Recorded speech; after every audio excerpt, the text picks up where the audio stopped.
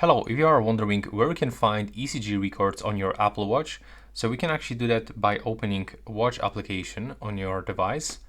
Then you will have to start by opening My Watch on the left bottom corner, and now you will have to navigate for a Notifications Center.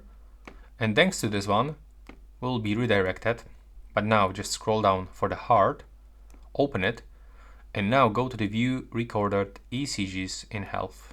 And as you can see now, we got everything, all our records, and here you can find also some results. So all data and all of those are results. So if I want to check this one, I have to open it. There we go. There's whole information, start time, end time, when it was actually added to the health application. So basically 1 second after the record was captured.